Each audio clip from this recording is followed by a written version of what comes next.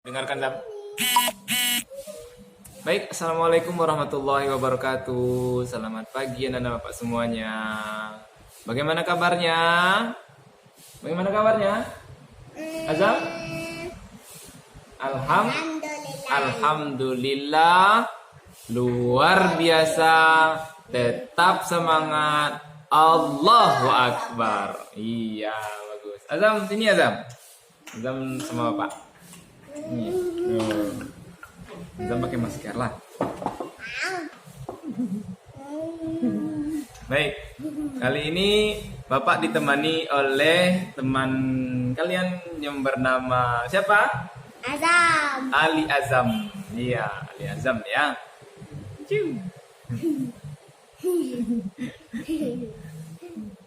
Baik, kenapa semuanya? Hari ini Bapak akan jelaskan tentang materi kita yang berhubungan dengan apa temanya tadi? Nabi Muhammad SAW teladanku. Ya, judulnya judul materi pokoknya adalah perilaku terpuji Nabi Muhammad SAW, yaitu sikap jujur. Nah, ini video Bapak akan jelaskan materinya dari minggu kemarin sampai minggu yang hari ini. Karena minggu kemarin kan nggak sempat terkirim ya. Oke. Baik, anak-anak semuanya, Azam dengar ya. Ya. Nah, Nabi Muhammad SAW itu adalah utusan Allah. Ya, Nabi Muhammad itu adalah utusan Allah. Beliau dikenal sejak kecil sampai besar. Adalah orang yang jujur. Iya, Nabi Muhammad itu adalah orang yang jujur. Beliau mempunyai akhlak yang sangat sempurna. Makanya kata Allah, tidak diciptakan Nabi Muhammad itu kecuali untuk menyempurnakan akhlaknya manusia. Ya, jadi Nabi Muhammad itu diciptakan oleh Allah tujuannya untuk memperbaiki akhlak manusia. Nah, makanya Nabi Muhammad ini ya akhlaknya itu menjadi contoh bagi sekalian alam, bagi semua manusia, bukan orang Islam saja. Ya, tapi akhlaknya Nabi Muhammad ini menjadi suri teladan, menjadi contoh bagi semua orang Islam juga, orang Nasrani juga, orang Yahudi juga, semuanya. Ya. Karena apa? Karena akhlaknya yang apa? Yang mulia. Baik. Nah, anak-anak semuanya, mungkin anak-anak sudah tahu, sudah pernah mungkin mendengarkan cerita tentang Nabi Muhammad. Ada yang sudah pernah mendengar? Azam pernah? Pernah dengar kisah Nabi Muhammad ini? Pernah. Pernah. Ya. Nabi Muhammad itu dulu waktu dia masih kecil, dia sangat terkenal kerjanya mengembala kambing. Kemudian ketika dia beranjak remaja, dia ikut berdagang. Jualan dia bersama ikut dengan pamannya. Pamannya itu namanya Abu Thalib. Ya. Nah, itu kisahnya sedikit ya. Jadi Nabi Muhammad SAW ini beliau sangat terkenal dengan akhlaknya yang baik. Beliau tidak pernah mengerjakan perbuatan-perbuatan yang tidak baik. Apa contohnya tidak baik itu? Perbuatan tercela, contohnya mabuk-mabukan, berjudi, minuman keras dan lain-lain. Itu kalau udah besar ya. Kalau dia masih kecil juga tidak pernah berkelahi, tidak pernah ya. Itu anaknya Nabi Muhammad ini ketika masih kecil dia. Nah, Nabi Muhammad ini ya beliau memiliki sifat maksum namanya. Sifat maksum itu maksudnya adalah terpelihara dari dosa atau hal-hal yang tidak baik. Jadi Nabi Muhammad ini sudah dijamin beliau tidak memiliki sifat yang buruk. Ya, beliau orangnya maksum, tidak pernah berbuat hal-hal yang tidak baik. Nah, beliau Nabi Muhammad ini beliau terkenal dengan kejujurannya. Nah, karena kejujurannya ini sehingga beliau mendapatkan gelar apa namanya gelarnya itu? Siapa yang tahu gelar Nabi Muhammad? Karena kejujurannya? Iya, Al-Amin. Ya, gelar Nabi Muhammad itu karena kejujurannya adalah Al-Amin. Apa artinya? Artinya orang yang dapat dipercaya. Nah, itu artinya. Jadi Nabi Muhammad ini adalah orang yang dapat dipercaya. Makanya diberi gelar Al-Amin. Oke, sip. Ya. Nah, Oke, jadi sip. dulu ya ketika Nabi Muhammad masih kecil, masih remaja ya, belum menjadi nabi, waktu itu belum menjadi nabi. Nah, orang-orang Arab tempat tinggalnya Nabi Muhammad di kota Makkah itu sangat mengenal Nabi Muhammad dengan sosoknya yang sangat jujur sekali. Ya, saking jujurnya itu ya, kalau misalnya kan ada orang Arab ini, ada tetangganya itu mau pergi. Nah, jadi barang-barang itu dititipkan kepada Nabi Muhammad. Kenapa? Karena ketika dititipkan kepada Nabi Muhammad, insya Allah aman barang-barang mereka. Ya, nah karena kejujuran Nabi Muhammad, jadi semua masyarakat di situ kalau dia pergi, nah, pengen keluar kota misalnya kan, nah, hanya titipkan barangnya kepada Nabi Muhammad. Nah, saking jujurnya Nabi Muhammad itu waktu itu. Jadi beliau tuh sangat terkenal dengan perkataannya selalu benar. Beliau tidak pernah berbohong. Nah, ya, anak-anak semuanya pasti juga sama. Ada yang tidak pernah berbohong? Pasti ada ya. Azam pernah berbohong? Enggak.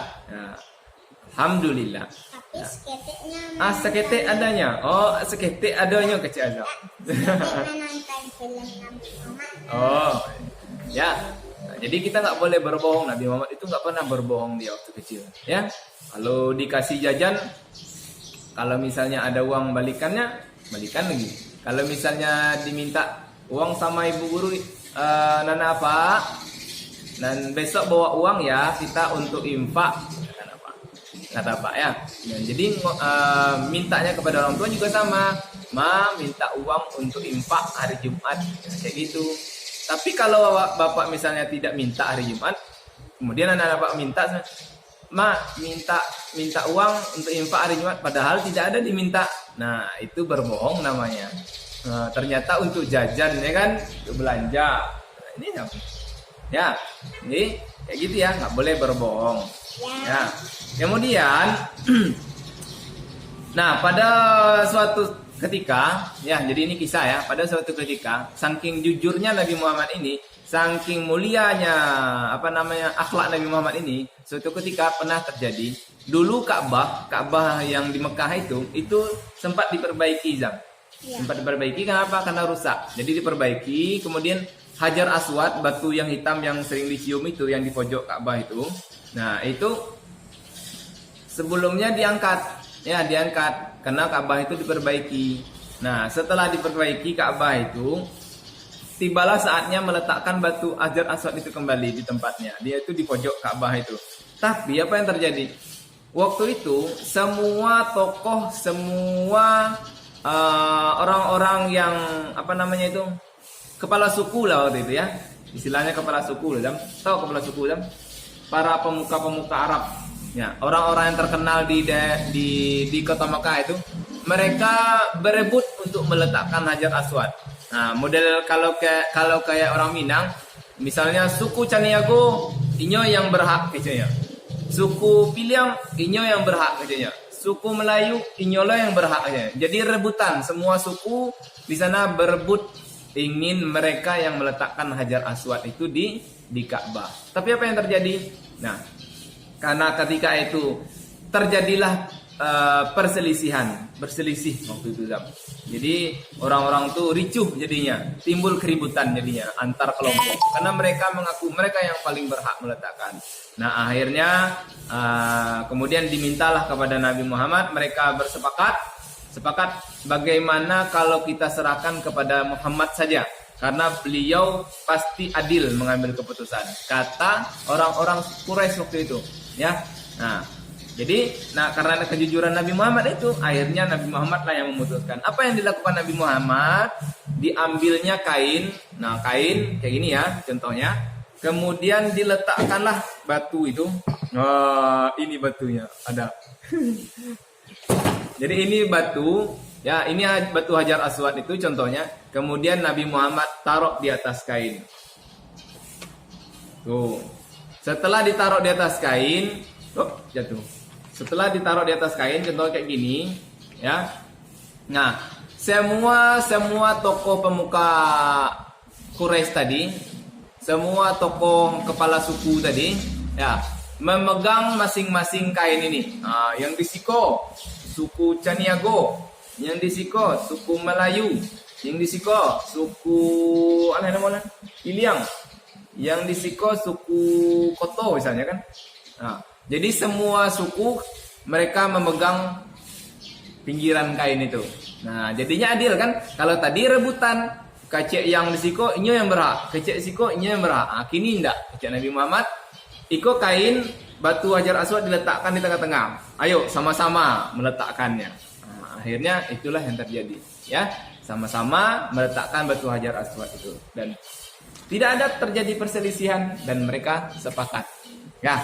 Nah, itulah kenapa itu? Karena akhlaknya Nabi Muhammad yang sangat mulia.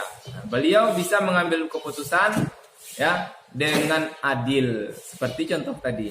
Ya. Nah, kemudian apa lagi contohnya? Contoh yang lain banyak. Ketika Nabi Muhammad berumur 12 tahun berarti Azam sini. Nah, ini anak nampak nanti. Nah, kan nampak sini, pindah sini. Jadi ketika beliau remaja, beliau umurnya sekitar 12 tahun ya. Mulai dari umur 6 tahun kan. Dari 6 tahun sebenarnya. Apalagi sampai 12 tahun, beliau itu mengikuti pamannya untuk berjualan, berdagang. Nah, bahkan beliau sudah ke luar negeri. Wah, hebat kan? Nabi Muhammad berdagang ikut pamannya Abu Talib, berdagang ke luar negeri. Beliau sangat jujur dagangannya. Ya, beliau berdagang itu sangat jujur. Akhirnya apa? Banyak beliau dapatkan keuntungan. Nah, itu Nabi Muhammad karena jujur. Nah, beliau uangnya itu ditabungnya. Hasil dia berdagang ikut pamannya ditabungnya. Tidak ada dia poya-poya Nabi Muhammad itu waktu kecil. Nah, beliau tidak pernah menipu kalau berdagang. Ya, misalnya kalau orang Minang kan enggak, iko rancak, ya kan, rancak mana? Kira enggak, manggale buah manih mana buah kok? Apa rasanya manih mana? Kira pas dibeli asam, ya kan? Tapi kalau Nabi Muhammad enggak gitu jualannya. Kalau asamnya kecian asam, kalau pahitnya kecian pahit, ya gitu. Kalau rancak kecian rancak, kalau indak kecian indak. Nah, itu kalau Nabi Muhammad berjualan, jujur, tidak pernah dia menipu kalau berdagang. Ya, nah kalau setelah dewasa, beliau pun kemudian beliau juga pernah bekerja sama dengan kawan-kawannya. Nah, patungan Azam misalnya, Azam punya piti 1000, si Radit punya piti 2000, si Uki punya piti 5000. Nah, digabungan piti itu beli barang tuh galeh, dijual balik. Nah, sama-sama ngalehnya. Modalnya sama-sama. Pernah Nabi Muhammad kayak gitu, ya, berdagang kayak gitu. Kemudian ketika beliau setelah dewasa, beliau bekerja sama dengan seorang saudagar, seorang pedagang, seorang orang yang kaya raya waktu itu, yaitu bernama Siti Khadijah. Nah, Siti Khadijah ini nanti kemudian yang menjadi istrinya beliau, ya. Ya, jadi Siti Khadijah ini dulu orang yang sangat kaya raya. Nah, beliau meminta kepada Nabi Muhammad untuk menjual barang dagangannya. Dan Nabi Muhammad karena beliau jujur, akhirnya beliau mau dan beliau yang menjual barang dagangan Siti Khadijah ini. Dan itu keuntungannya sangat banyak sekali. Ya, waktu itu ya. Nah, itulah yang dilakukan oleh Nabi Muhammad ketika beliau mulai dari kecil hingga dewasa. Beliau tidak pernah berbohong, tidak pernah berkata yang berdusta. Ya, beliau sangat jujur orangnya dalam segi perkataan, perbuatan, dan ucapan. Ya, tidak pernah bohong. Oke, sip, anak-anak semuanya, bisa kita mengikuti akhlaknya Rasulullah. Bisa, Zam? Bisa? Bisa. Insya Allah bisa. Kita semua pasti bisa. Baik, nah anak bapak semuanya, lanjut kita ke materi hari ini. Nah, materi berikutnya yaitu tentang jujur. Apa sih pengertian jujur itu? Sifat jujur itu apa? Siapa yang tahu? Jujur itu apa? Azam tahu? Azam, jujur apa? Jujur. Apa itu jujur? Apa ya? Jujur. Jujur itu kalau dalam bahasa Arabnya as-siddiq. Bahasa Arabnya siddiq. Artinya benar, nyata. Nah, jadi jujur itu, Azam, ya. Jujur itu artinya berkata yang sebenar-benarnya. Itu yang jujur itu, berkata yang sebenar-benarnya. Ya, jangan dibuat-buat. Ya. Nah, jangan dibuat-buat kecek itu. Jujur saja. Jujur saja. Kecian sebenarnya. Nah, azam terjatuh misalnya. Kan yang bengkak sih kok. Di azam, kok bengkak kan yang kecian saya sedang. Jatuh jatuh bu. Tantuk kan yang kau kedindiang. Nah, jujurnya. Kiroenya bercakap je kawannya. Itu nak jujur ya kan? Ya, kalau memang jatuh, kecil jatuh. Tapi kalau bercakap, kecil bercakap. Ya kan?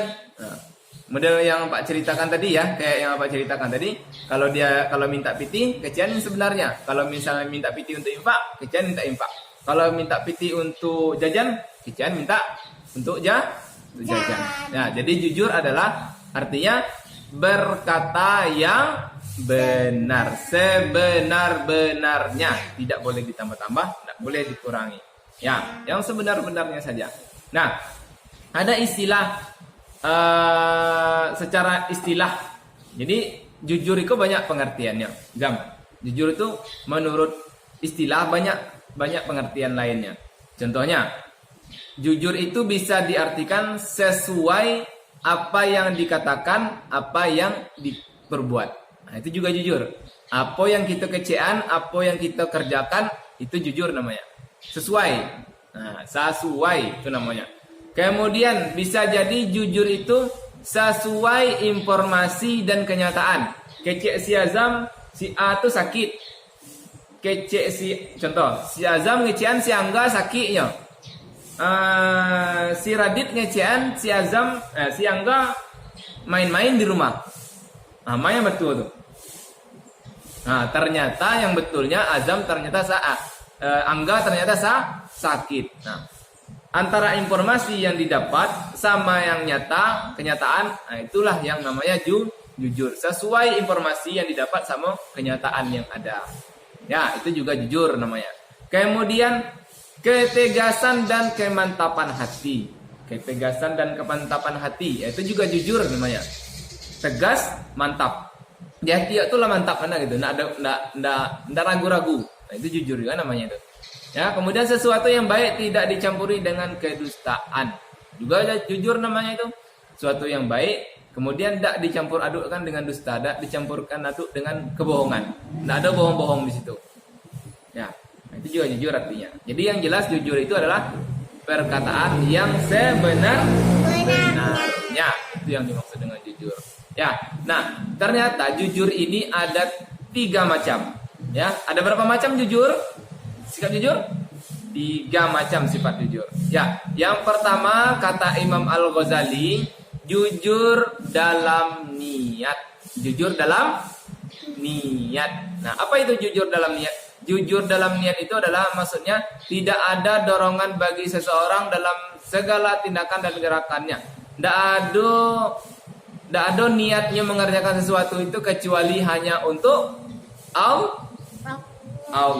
Nah, itu jujur dengan niat. Misalnya belajar, kita belajar jujur. Jujurnya karena kita belajar ini karena mengharap ridho Allah. Ya, bukan belajarnya karena tertekan, bukan belajarnya karena dipaksa, bukan. Tapi kita belajar hanya untuk mengharap ridho Allah. Nah, itu jujur dalam niat. Ya, kalau kita sholatnya mau dapat pahala, mau dapat ridho dari Allah, ya jujurlah. Ya, niatkan dalam hati kita kalau kita sholat hanya untuk Allah, bukan karena dipaksa. Nah, itu jujur dalam niat. Yang kedua, jujur dalam perkataan. Jujur dalam perkataan itu sesuai berita yang diterima dengan berita yang disampaikan. Kayak yang sudah Pak contohkan tadi ya, itu contoh jujur dalam perkataan. Baik, itu jujur dalam perkataan atau jujur dalam lisan. Nah, jujur dalam lisan ini contohnya menepati janji. Apalagi Jang? Jujur berkata yang sebenar-benarnya, berkata yang baik. Itu contoh dari perbuatan yang jujur dalam lisan atau perkataan. Ya, menepati janji itu masuk jujur ya. Nah, misalnya Azam janji nih ketemu sama si Ramzil nanti siang jam 2. Nah, jujur harus ditepati janjinya. Nah, itu sama dengan jujur itu namanya. Ya kan? Dalam perkataan. Nggak boleh diingkari. Misalnya lah menunggu si Ramzil jam 2 di Gana Media, azam nggak ada tiba-tiba. Nah, itu nggak jujur namanya. Ya. Kalau nggak bisa datang, nah kecian nggak bisa datang. Ya kan? Kemudian jujur dalam perbuatan. Nah, jujur dalam perbuatan ini adalah beramal dengan sungguh-sungguh. Nah, itu yang jujur dalam perbuatan itu. Jadi, apa yang kita kerjakan itu kerjakan dengan sungguh-sungguh. Kalau belajar, belajar dengan sungguh-sungguh. Kalau bermain dengan sungguh-sungguh. Iya. Jadi semua yang kita kerjakan itu harus sungguh-sungguh. Kalau beribadah, ibadahlah dengan sungguh-sungguh. Ya, sesuai dengan apa yang ada dalam hati kita. Jangan merasa dipaksa, apalagi terpaksa. Penting hasilnya tidak bagus. Nah, sifat jujur itu adalah sifatnya orang-orang yang terpercaya. Jadi kalau kita mau jadi orang-orang yang dipercaya, milikilah sifat jujur. Siapa yang mau dipercaya? Azam mau jadi dipercaya sama orang? Mau kan? Iya, mau. Nanti kalau kita jujur, kita bisa jadi nanti menteri, kita bisa jadi presiden, kita bisa jadi wali kota, kita bisa jadi gubernur. Kenapa? Karena kita jujur. Orang percaya sama kita. Coba kita tidak jujur. Percaya enggak orang? Percaya, Zam? Enggak bisa, enggak mau orang percaya kita. Nanti dimakannya uang rakyat. Korupsi nanti dia kan jadi pejabat, jadi orang korupsi. Nah, itu gara-gara orang tidak jujur. Makanya kata KPK, berani jujur itu baik. Ya, itu slogannya KPK ya. Berani jujur itu baik. Ya, karena kalau kita jujur semuanya aman. Nah, nggak ada orang yang koruptor, orang yang korupsi itu nggak ada. Oh, apa ini? Ya, jadi nanti nggak ada orang yang korupsi lagi karena kita semua jujur. Oke. Nah, jujur merupakan sikap yang tulus dalam melaksanakan sesuatu yang diamanahkan, baik itu berupa harta maupun tanggung jawab. Jadi jujur itu juga merupakan sikap yang tulus dalam melaksanakan suatu pekerjaan yang diamanahkan. Contohnya tadi, kalau bapak misalnya jadi guru yang jujur. Kalau misalnya kalian jadi siswa yang jujur. Ya, jadi itu amanah. Jujur itu sama dengan amanah. Ya, amanah itu harus disampaikan, Zam. Ya, amanah itu harus dilaksanakan. Ya, tidak boleh tidak dilaksanakan. Jadi orang yang melaksanakan sifat jujur berarti sudah amanah. Amanah itu sifatnya Nabi juga, sifatnya Nabi Muhammad ada 4. Sidik, amanah, tabligh, fatonah. Ini 4 sifat wajib bagi Nabi. Sidik artinya benar, selalu berkata benar. Amanah dapat dipercaya. Sidik, amanah, tabligh menyampaikan. Sidik, amanah, tabligh, fatonah cerdas. Jadi 4 ini sifat yang wajib bagi nabinya. Kalau kita mau kita mengikuti ajaran Nabi Muhammad SAW, kita cinta kepada Nabi Muhammad SAW, kita patuh kepada sunnah-sunnahnya Nabi Muhammad SAW, ikuti juga apa yang dikerjakan oleh beliau. Bagaimana sifat-sifatnya beliau, ya, yang 4 tadi ya. Nah, kenapa Nabi Muhammad tadi diberi gelar Al-Amin? Nah, karena beliau adalah orang yang jujur, ya. Jadi salah satunya kenapa dikasih gelar Al-Amin Nabi Muhammad tuh? Karena beliau orangnya amanah tadi juga. Amanah. Jadi apa yang disampaikan ke beliau sampaikan. Ya, apa yang dititipkan kepada beliau dia jaga dengan baik. Kalau kita juga kayak gitu ya.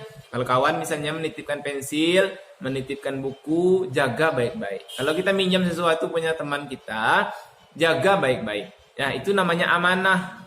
Tidak boleh disia-siakan, tidak boleh dirusak. Ya, nah apa semuanya? Baik. Nah, itulah sifat-sifat dan akhlak terpuji dari Nabi Muhammad Sallallahu Alaihi Wasallam, sehingga Nabi Muhammad mendapat gelar yaitu Al-Amin. Oke, nah baik anak-anak semuanya, contoh dan manfaat perilaku terpuji. Apa contohnya, Zam? Dari perilaku jujur, Zam? Contohnya, yang pertama, baca lah. Yang pertama, siswa yang jujur tidak pernah menyontek. Nah, jadi nanti kalau kita jujur, nanti pas ujian tidak boleh menyontek, ya, tidak boleh menconek punya kawan. Nah, itu jujur namanya. Itu contohnya. Yang kedua, kalau jadi pedagang yang jujur tidak menipu pembeli. Nah, mana tahu nanti kalian berjualan kan, atau orang tua kalian berjualan di rumah, berjualannya dengan jujur, tidak boleh menipu. Yang elok dikecian elok, yang indah kecian indah. Yang ketiga, anak yang jujur tidak pernah berkata bohong, selalu berkata yang benar. Yang keempat, karyawan yang jujur bekerja sesuai dengan aturan. Jadi kalau jadi karyawan kerja dengan sesuai aturan. Kalau masuk jam 7, masuk jam 7. Pulang jam 12, pulang jam 12. Tak boleh masuk jam 7, peraturannya ibunya jam 10, ya kan? Sekolah masuk jam berapa jam? Jam 7 sekolah tuh. Nah, sekolah tuh kan jam 7. Masa iya tibonya jam 10, ya kan? Tidak jujur namanya itu. Kemudian pemimpin yang jujur tidak akan korupsi. Nah, itu kalau jadi pemimpin kita nanti, kita jadi orang yang jujur, yang amanah, tidak korupsi nanti. Ya, supaya negara kita menjadi negara yang berkembang nantinya. Nah, apa sih manfaat dari perilaku jujur? Apa manfaat bagi diri kita kalau kita berbuat jujur, Zam? Anak yang jujur itu yang pertama dicintai oleh Allah. Mau dicintai oleh Allah? Mau. Kalau kita dicintai oleh Allah, apa yang kita inginkan dikasih sama Allah, insya Allah. Ya, apa yang kita inginkan dikasih sama Allah, karena Allah cinta sama kita. Sama kan dengan misalnya Azam, ibu cinta sama Azam. Apa yang Azam minta pasti dibeli sama ibu, ya kan? Karena ibu cinta sama Azam. Nah, sama kalau kita dicintai Allah, apa yang kita inginkan insya Allah diberikan oleh Allah. Kemudian anak yang jujur akan dipercaya orang lain. Jadi kalau kita jujur, kita dipercaya oleh orang lain. Nah, kita terkenal di tengah masyarakat nantinya. Kemudian yang ketiga, anak yang jujur disenangi teman. Nah, siapa yang nggak senang kalau orang jujur, ya Sam? Orang pasti senang sama kita kalau kita jujur. Tapi coba kita bohong, orang lari takut, ya Sam. Wah, beko hilang punya wak beko hilang barang wak beko, ya kan? Takut orang jadinya. Tapi kalau kita jujur, nah, orang banyak yang senang. Anak yang jujur hatinya tentram. Jadi hati anak yang jujur itu tentram, damai gitu. Nah, ada iri dengki, nggak ada benci-bencian, ada ya, hatinya tentram. Kemudian anak yang jujur akan bahagia, itu pasti ya. Kalau kita jujur, kita jadi anak yang bahagia. Ya, jadi anak yang bahagia nanti sampai kapanpun. Jadi kemudian anak yang jujur akan mendatangkan kebaikan. Orang yang jujur itu pasti akan mendatangkan kebaikan. Contoh, Azam jalan-jalan di lapangan tuh. Kira dapat piti 10.000. Nah, Azam bagian ke bu guru, kemudian umuman. Siapa yang kehilangan uang 10.000? Nah, nanti kawannya datang. Ibu, awak hilang piti 10.000. Akhirnya dapat lagi uangnya. Ya kan? Nah, itu datangkan kebaikan. Nah, akhirnya misalnya Azam di rumah misalnya, di jalan raya dapat dompet misalnya kan. Di umuman, siapa yang punya dompet kok? Misalnya ternyata orang Baitur Rahmah, ya kan? Orang sekolah Baitur Rahmah kehilangan dompet, ya kan? Dapet di Azam misalnya piti. Akhirnya Azam balikan ke orang tuh, dia gila piti di orang tuh. Wah, kan kebaikan tuh kan, Zam? Ya. Contoh kalau kita jujur, ya. Anak yang jujur masuk surga, dapat masuk surga. Mau Zam masuk surga? Mau apa semuanya masuk surga? Mau. Iya, mau semuanya ya. Insyaallah kita bisa masuk surga nanti sama-sama. Kemudian anak yang jujur terbiasa mengakui kelebihan orang lain. Jadi kalau kita jujur tuh kita terbiasa mengakui kelebihan orang lain. Misalnya, oh Azam tuh hebat, itu Faris hebat. Siapa lagi yang hebat? Radit hebat, Sapira hebat dan lain-lainnya semuanya hebat, ya kan? Tidak ada yang mengakui Ambo yang hebat, Aden yang hebat. Nah, ada kayak gitu Zam. Itu kalau anak yang jujur Zam. Nah, karena mereka saling mengakui kelebihannya masing-masing. Ya. Kemudian anak yang jujur mau mengakui kesalahan. Jadi kalau berbuat salah, dia mau mengakui Zam. Itu anak yang jujur. Kemudian anak yang jujur terbiasa mengatakan yang sebenarnya. Jadi kalau jujur dari kecil, insya Allah nanti terbiasa sampai besar. Ya, nah itulah. Ada berapa nih? Ada 10. Berapa nih? 4, 5, 6, 7, 8, 9, 10. Ya, 10. Ada 10 manfaat dari sifat jujur itu kalau kita jujur dalam kehidupan sehari-hari. Baik anak-anak semuanya, cukup sekian. Kalau ada yang bertanya silakan melalui chat. Dadah. Assalamualaikum warahmatullahi wabarakatuh. Takbir. Allahu Akbar. Sini kamu, ulangi. Pulang. Takbir. Allahu Akbar. Takbir. Allahu Akbar. Iya, dadah. Dadah, Sam. Dadah.